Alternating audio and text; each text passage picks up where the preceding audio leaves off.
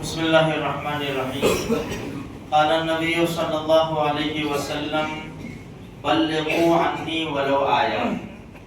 ایک حدیث پاک کا ٹکڑا ہے۔ نبی کریم صلی اللہ علیہ وسلم نے ارشاد فرمایا، میری طرف سے جو تم کو پہنچے وہ پہنچا دو میری طرف سے، اگرچہ ایک آیت بھی ہو، ایک نشانی بھی ہو۔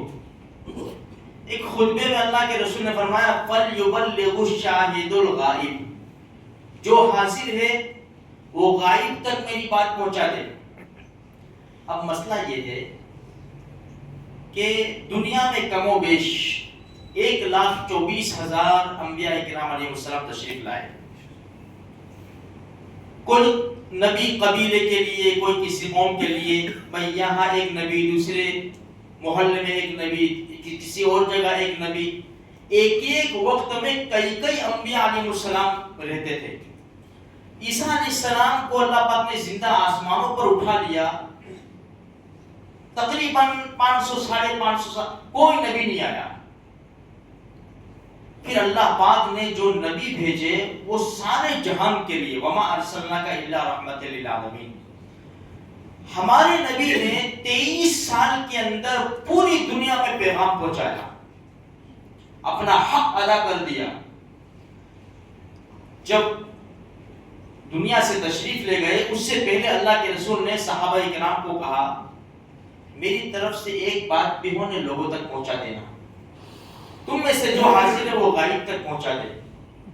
اس کا مطلب یہ ہے میرے بھائیوں کہ اب قیامت تک کوئی نبی آنے والا نہیں ہے۔ یہ بھی ایک عجیب مسئلہ ہے۔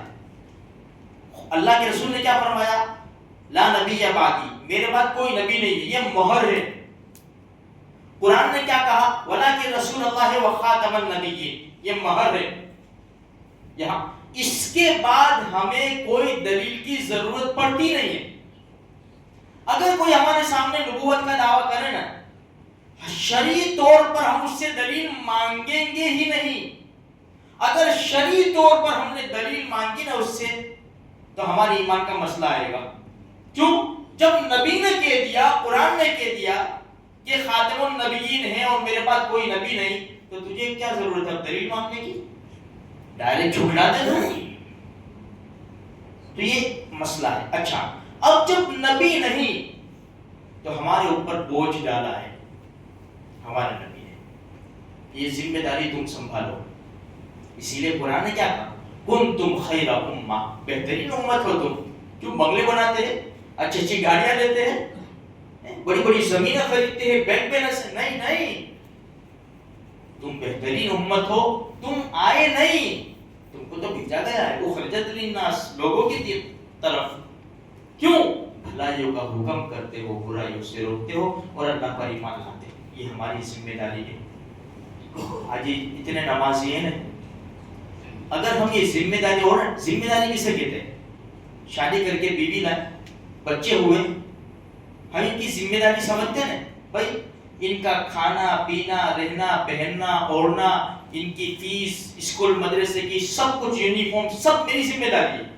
جب ذمہ داری کو ذمہ داری سمجھا تو فجر سے رات تک ہم محنت کر رہے ہیں، پوری محنت کر رہے ہیں۔ کیوں؟ میری ذمہ داری ہے، بیوی بچے ہیں یار، میں اپنی ذمہ داری کو نبھاؤں گا نہیں تو کیا جواب دوں گا؟ اس کو کہتے ہیں ذمہ داری۔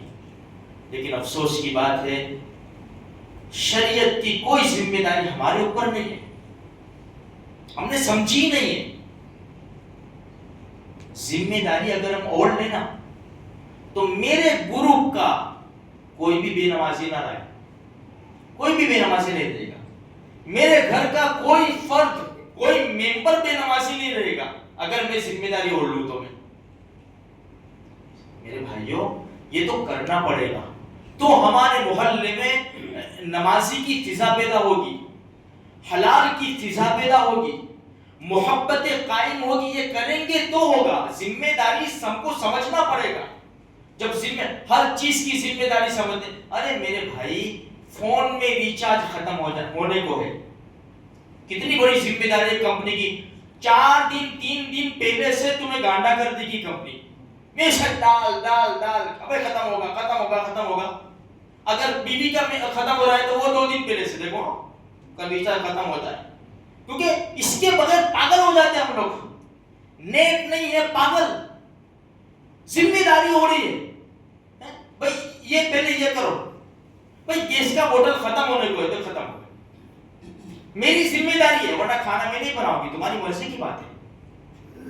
یہ ساری یہ 2-4 باتیں میں نے آپ کو کہی، یہ ساری ذمہ داری ہم اوڑھ رہے ہیں، لیکن نماز کی ذمہ داری ہم نے نہیں اوڑھی. میری ذمہ داری کم سے کم 1 رکوع تو قرآن پڑھو، لیکن ذمہ داری ہے بھی نہیں اور نہ ہونے کا احساس بھی نہیں ہے میرے بھائیوں. اس لیے ہم بس چل رہے گدھے اور بیل کی طرح بس چل رہے ہیں.